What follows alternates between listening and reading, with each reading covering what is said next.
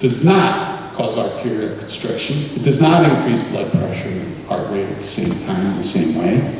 It is not a tumor enhancer, which robs the body of the ability to enter apoptosis. It does not stimulate blood vessel growth to tumors. It is not a dopamine manufacturing drug. All nicotine does is it blocks the receptor for adenosine. What adenosine does is it allows you to relax. It makes you sleepy. So for those of you who can't drink coffee past 4 o'clock, this is why. It blocks the sleep communications. That's all it does. So when you wake up at 4 a.m. to go to the gym by 5, and you take a cup of coffee with you on the go, all you're doing is you're blocking the tired drug. That's all caffeine really does. And so this gentleman who just made a very, very broad statement to profit off of the health of our most vulnerable populations, our youth, really should be held to explain that. So I talked about nicotine. How does that 15-minute effect of stimulant production affect that cubicle worker? Well, they can't focus. They're not going to meet the deadline. They're not going to get their work done. That's why smokers became a liability. And that is exactly how students are affected in a perfect world. But because you can now do this anywhere, we may not see the reduction in grades amongst this generation's nicotine users. We may not see the loss of jobs over this because it is so discreet that they can do it over and over and over again in the discreteness of a vape device. They don't even have to exhale it. And so what we're doing is now, think of a young person's cardiovascular health as it's maturing and growing. Increased heart rate, increased blood pressure, constricted arteries, constricted vessels, no protective protein lining of the arterial walls, increased release of unhealthy stored fats. I'm not sure, but I'm pretty confident in saying that we're going to see a large case of cardiovascular disease in our 20 and 30-year-olds if this is not addressed like never before. So historically, smoking has interfered with learning. But now, because it's so discreet, as long as they're dosing, they learn very quickly. When I'm not dosed, I can't focus. But it's cool, because I can use this in class, because my teacher's back is to the wall. And realistically, it's not the teacher's job to catch them. They don't have time to catch them. Their job is to educate, is to teach, to get them through this semester. There's no way we can do this without public health information, without the conversations starting at home, and without working together as a community. These are tobacco trends. We're doing great with smoking. It's less than 17% nowadays. Talked about smoking sections in the 80s. That is where I was. In the 90s, we started tracking high school use. The spike is Joe Camel and all of the flavored tobacco products and predatory marketing that were going on in the early to mid-90s. That was done away with and rates started to go down. We are in predatory marketing mode from the vaping industry. Flavors, birthday cake, bubble gum. One gentleman actually said, adults have taste buds too, we like this. Those flavors shouldn't be banned. We're missing the point of who we are attracting with irresponsible marketing. So this is a Bucks County, Pennsylvania Youth Survey. These are just some statistics. This is cigarettes lifetime use, smokeless tobacco lifetime use, cigarettes 30-day use, and vaping 30-day use. The lifetime use, we've seen a reduction every 2 years. 2013, 2015, 2017, the Pennsylvania Youth Survey is provided to youth. They answer it anonymously. Reduction, 5% or so every 2 years in all grades across the board. Smokeless tobacco, about a 3% decrease every 2 years. Smokeless tobacco used to be primarily in this area, popular with sports-minded individuals because they were under the misconception that if you don't inhale it, it's not harmful. Cigarettes, 30-day use. Again, reduction, but look how low 30-day use of cigarettes was. You know, we were below, you know, for 12th grade, we were below 15%. And now, you know, we're below 10% in cigarette use of 30-day use. Vaping 30-day use, 2015, 2018, we saw a 10% increase in just 2 years. 2019 will be accessible soon, and I'm guessing that we have some data there showing another increase. So 30-day use outnumbers lifetime use. That just shows how popular this is. This is Montgomery, I think I have Montgomery County in here too, to just show that this isn't a Bucks County problem. This is all across the nation. This is all across PA. Every county, they're very, very similar numbers. And this is what they're using for substances. Again, this is just flavoring. We saw a reduction in the number of students reporting using a flavoring. Why? Because they start with flavoring, then somebody hands them a nicotine, because as Joe identified, they are sharing. They don't come to school with their e-juice non-nicotine device. They're meeting up somewhere outside of school, on school, in the bathrooms, and then somebody hands them a Juul, and they take a hit, and they're used to just e-juice, non-nicotine juice, and they take a hit of nicotine juice for the first time. Guess what they feel? Improved mood and increased focus. And the adolescent brain likes it. So now they transition to nicotine product. And that shows that reduction, increase. Cannabis products, marijuana products, again, increase. This is scary. 6th graders, yes, we have information on this for 6th graders. The majority of them don't know what's in it. So there can be a variety of substances in there. A 6th grader being handed a device is trusting, wants to be like their older peers. We're seeing that once a dependency is formed, however effective these things are at delivering nicotine to the bloodstream, they're not as effective as a traditional tobacco cigarette. So the Juul is what's called a nicotine salt device. And nicotine salts are very high in nicotine, but you don't access the entire amount of that nicotine because the Juuls burn at a low temperature. So what we're seeing is that that low temperature only accesses some of that nicotine because it should be smooth. You'll hear the young people talk about the flavor and the smoothness. Now, nicotine salts are primarily in low temperature vaping devices, like the Juul, like the UL, other things.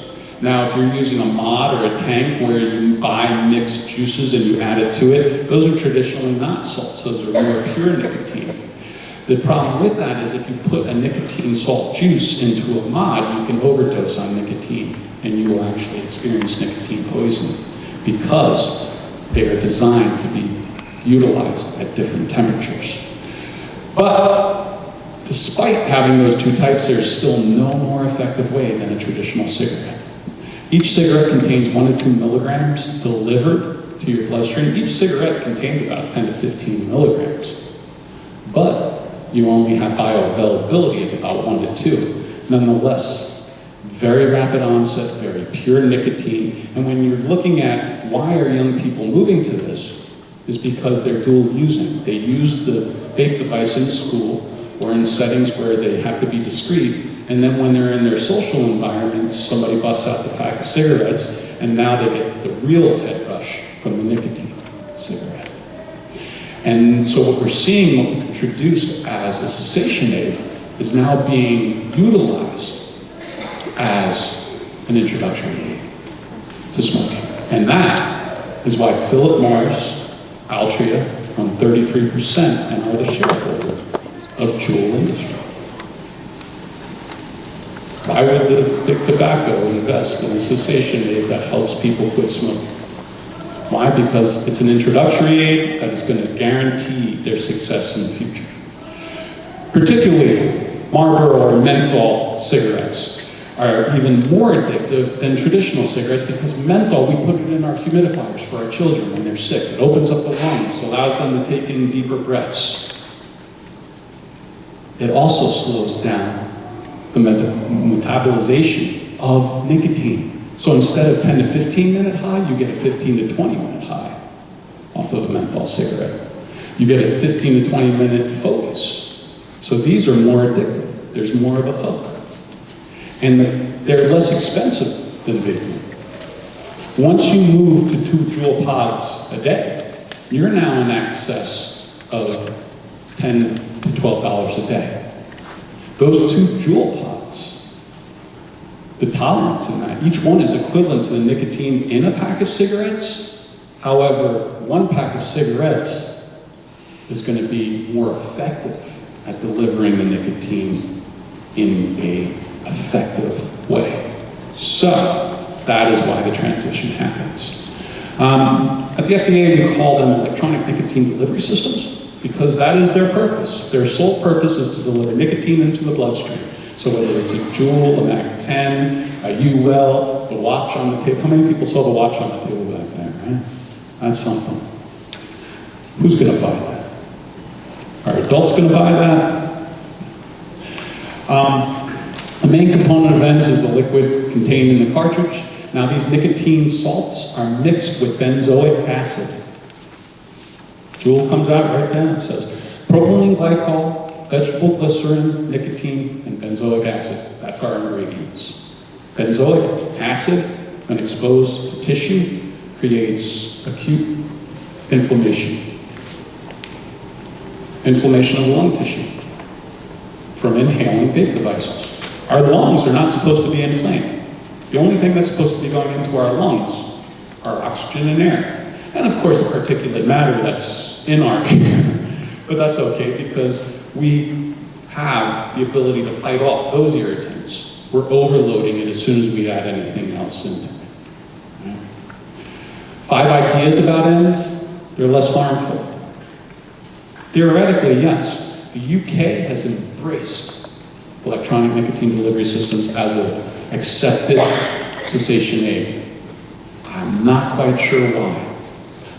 Because in order to make medical decisions and informed decisions, you need double-blind longitudinal research study. You need data showing this is what the outcomes are in order to gauge the risk.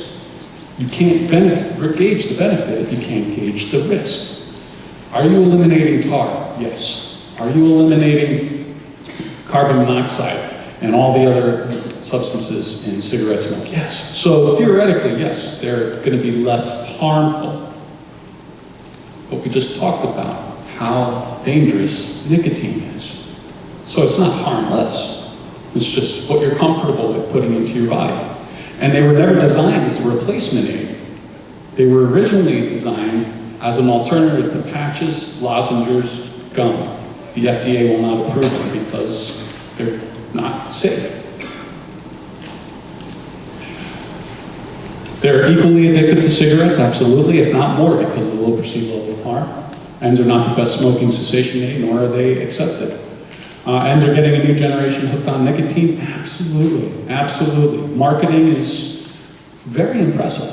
I mean, they have some of the best marketing out there, period. They're genius. They really are. And they're making a lot of money. Celebrity endorsements, this gentleman here, all right. Wasn't Scott Disick? Apparently he's somehow related to the Kardashians, you know, and they're very positive role models. So, you know, Scott is right up there with them. He's got to be in his 40s, and this is what he's putting. Just found this new vape brand, and they are unbelievable. They are completely compatible with Juul, my favorite, blah, blah, blah. Check them out. Here's an adult, a grown man. Who's reading that? Kids. So this is predatory marketing. This is taken right out of the pages of the 1950s through 70s of tobacco. Very handsome gentleman, perfect jawline, you know, the beach in the background, looks happy. Leaning against the Porsche piece, Speedster C, blue skies, happy, cardiovascular disease. But we look so cool doing it. So again, endorsements, they're just pulling pages right out of the smoking industry. When we originally saw these for the first time, they were advertising Men's Health. This was pulled out of a Men's Health magazine in about 2008 or 9. And it looked like a cigarette, and it was targeted as a cessation aid, and we mentioned it was steam, an aspiration. Steam, aerosol, particulate matter suspended in a water molecule. We came up with vaping because it sells to young people. Steam does not sound cool. That's not going to sell to young people. These were an epic failure because they even had a little LED on the end. So when you're quitting smoking and you're telling all your friends and colleagues that you're quitting smoking, yet you go out to the designated smoking area with your smoker friends, and then you're seen smoking something that looks like a cigarette that glows on the end, and you blow out what looks like smoke, and you have a lot of explaining to do when you come back in. So these weren't really that popular. There was still a lot of stigma associated with that. This is what caught on in the 2008 to 2010, and currently as well. They look like a drug paraphernalia, which they are, because it's delivering nicotine, which is a drug. But it looks like something you would smoke a pot out of. Battery, atomizer compartment, coil head, and then the tank. You can mix whatever you want. You can put hash oil in there, you can put nicotine, you can put both. And if you talk to people who who use marijuana and nicotine at the same time, what they'll tell you is it's a nice combination. I get a stimulant effect from the nicotine. The nicotine actually amplifies the effects of the THC, and so now I'm feeling high and groovy and focused. So mixing in these tanks are not uncommon. The high associated with cannabis, we talked about nicotine having about a 15 to 20% increase in dopamine. It's a natural level. And we live in most days, 0 to 25%. That's where we live. Most days. Well, there is one other thing. Procreation, intimacy, sex. It's about a 50% increase in dopamine. But again, very short-acting. It's there, it's gone. And your brain hooked me up with some more of that. It's like, yep, do that again. That is the basis of why we haven't died off thousands of years ago as a species, because it is the highest rewarded activity that we can engage in at a natural level. But it does require skill and effort. First, you have to meet somebody who's willing to talk to you, and then you have to build up the relationships through conversation, and then find mutual interests and all of that. So that's really the highest reward, except that's not where we live most days. Most days, we're in the 5 to 25%. We can get to 50, that just makes what we call that better. Marijuana, cannabis, 100% increase in dopamine. And it's not there and then gone. It's long acting, 45 minutes to 2 hours. No skill, no effort. And once the adolescent brain learns this, they have a high likelihood that they're going to do it again. Maybe not right away, but the brain remembers it. Particularly the hippocampus, responsible for emotional memory. Remembers it, it likes it, stores it away. Ooh, that was good. I'm going to do that again. And then frequency increases. For many of us in the 80s and 70s, cannabis potency was very low. I'll get to that. Today, it's not the same. I don't want to jump ahead too bad. VG versus PG, vegetable glycerin versus propylene glycol. What is this? These are the ingredients of these juices, the main constituents that hold the nicotine drug. What does it do? They're irritants. They irritate lung tissue upon contact. So again, putting anything that's in your lungs is not a good idea. I talked about it being an aerosol and not a vapor. It's not just an aerosol. It's particulate matter suspended in a water molecule. And these particulate matters can be everything from some of the toxins and off-label ingredients in the PG and VG juice, but also these coils. When they heat to high temperature, and when metal heats, it expands. Glows red. Comes into contact with a fluid. That fluid super cools that expanded heated metal, and it super shrinks, which sloughs off microscopic pieces of metal such as tin, lead, and manganese, which then end up being the particulate matters suspended in the water molecule, which then enter your lungs, which penetrate deep into the lung tissue and create holes and scars. And with chronic, repeated exposure, our guess is vapors are damaging their lungs significantly.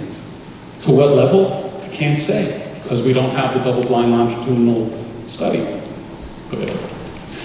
This entire generation, both youngsters and young adults and adults alike who are vaping, they are the study group. They are the lab rats. We're going to get to study them in another 10 years. What do we call them? So there's lots of different names, as you saw back there, called vape pens, vape pens, e-hookahs, personal vaporizers, tanks, mods. But again, the FDA, we refer to them as electronic nicotine delivery systems. These are just some other ones. These are called vape mods. So you can amplify the battery juice on them and increase the coil heat on these to more effectively deliver nicotine to your bloodstream. And you can also utilize it to consume cannabis oils as well. But there's absolutely a following for this. It's almost like a hobby, like an interest. For those who vape, they embrace it, and that's cool. I mean, if you're an adult and you want to do that, that's for you. But remember, there's a lot of youngsters looking up to you as role models, and if this is being perceived as cool, we are sending a horrible message to the young people. The message that should be being sent is don't, if you do it, don't do what I do, right? Because that really works. But this is not cool. This is harmful. This is unhealthy. This is antisocial. This is creating addiction, dependency, and rewiring the 3.5-pound brain that we need to be successful in life. You saw the amulet watch back there. Those are, it's a refillable tank. You can put whatever you want in there. You can put THC oil or nicotine oil in there, juice. It doesn't have to be one or the other. Now the thing with these are, these temperatures typically don't go above 300 degrees, which is plenty to heat an aerosol nicotine salt juice. It doesn't really effectively combust or aerosol hash oil that well. However, it does. So they're not designed for hash oil, but they'll burn it. And so if you want something that's going to burn hash oil, they sell other products, I have a slide here. Other products that are typically specifically designed for hash oil, which burn at higher temperatures in excess of 500 to 600 degrees. And some just other ones, Soren, Air, Ultra Portables, UL, Caliburn. And this is the number one vape trend, the Juul. Absolutely. Phenomenal marketing. Very, very well thought out. The parent company to the Juul was a company that was in the cannabis use industry. They had a PAX, it was called the PAX, and it looked very similar to the Juul, and its sole intent was to vaporize and aerosol cannabis products. Well, they discovered that there was a market for nicotine of this, and they created the Juul, and then they marketed it and they sold it off. This is the Juul pod. So this is the mouthpiece. That's the tube that goes through the mouthpiece. That's the coil that heats and expands and super cools and shrinks and slops off all of the microscopic tin, lead, and manganese. Manganese is an interesting read. Manganese is a metal of concern which strips away the myelin sheath with chronic exposure of your central nervous system. So basically creates Parkinson-like symptoms because your nervous system short-circuits. So manganese is a metal of concern, and these coils are unregulated. And it's just not, the Juul is not the only one. There are a lot of poor quality coils being utilized out there. Flavors have been pulled off the shelves at retail markets. All you can buy from Juul in places like 7-Eleven and Wawa are mint and tobacco. Because we're looking at, those other flavors are marketed towards kids. Proprietary blend shops, vapor shops that have no, really, oversight, they can sell whatever they want. They can mix their own juice and they're not required to disclose their ingredients. They can just say, I use these FDA-approved food flavorings with this ingredient, and it's totally great, man. You should try it. And the FDA-approved food flavoring thing, you know, is like a home run sale feature, except these flavorings are approved by the FDA for food and food only. Ingestion, digestion, evacuation, to put it bluntly. That's all they're designed for. They were never designed for heating and inhalation. We have no data.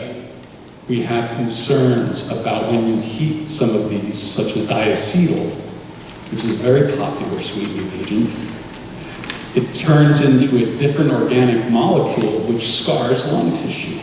Perfectly fine to ingest in first and second pass metabolization and evacuation, but completely different animal when heated and inhaled and exposed to raw lung tissue. So again, perceived level of harm.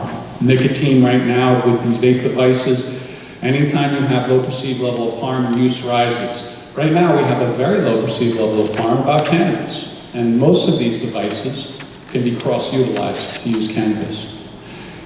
Young people compare cannabis to caffeine, some even say it's not even a drug. It's not a drug. It's natural, it's a plant. A drug is something that crosses the blood-brain barrier and elicits a response. Dopamine response is 100% increase, and it's long-acting. It's twice as good as intimacy or sex. It's 4 times as good as sports. It's 20 times as good as a conversation. You can see where 100%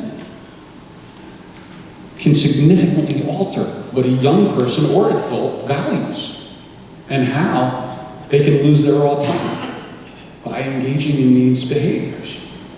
So why do they have a low perceived level of harm? Because they don't get that information. What they get the information on is that yes, cannabis is 100% increase in dopamine, but cocaine is 300%. Crack cocaine is 600%. Methamphetamine is a factor of 10, 1,000%, and opiates are 1,400%. So, when they Google what's the least addictive substance known to man, what comes up? Cannabis.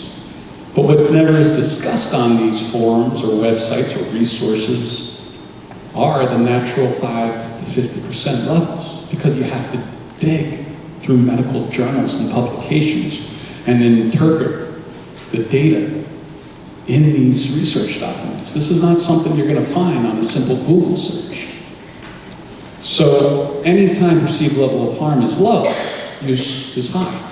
And right now, our perceived risk has dipped and our daily use has risen amongst young people because they have a low perceived level of harm about it. I talked about THC content. This is not the marijuana that you had to say no to in the Reagan era, all right? Nancy Reagan was a great woman, I loved her. Ron was a great guy. Just say no. Good idea, good theory, good practice. Bad rollout, because what they didn't give anybody were the knowledge, the information that they needed to hold in order to motivate themselves to say no. So saying no means absolutely nothing if you don't give the individual a reason. But all we had to say no to in the 80s was 3.5% THC, flower material. We didn't have hash oils. We didn't have oil rigs. We didn't have keef. We didn't have all these things readily accessible. I grew up in Northeast New Jersey. If somebody in my high school wanted marijuana, I did not know of a drug dealer in school. And I ran with an eclectic amount of people where if there was one, I'm pretty sure I would have heard about it. But if somebody wanted marijuana in the 80s in Northeast Jersey, you had to get in your car, drive across the George Washington Bridge, go into the city, purchase it off the street corner.